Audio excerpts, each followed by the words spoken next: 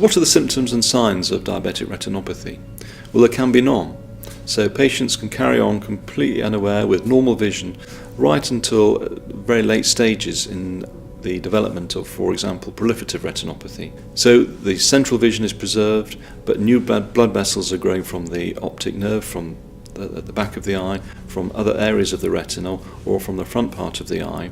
And these can be completely asymptomatic. And this is why screening for diabetic retinopathy is so important. If you have the background variety, which affects the macula, then patients will notice blurring of vision, but it tends to be picked up more through screening than a patient presenting to their optician with reduced vision. As we know, the eye is effectively the window on the rest of the body, and you can pick up conditions such as high blood pressure and diabetes by examining the eye. So often optometrists are very good at picking up diabetic retinopathy during their routine examinations and making the initial diagnosis.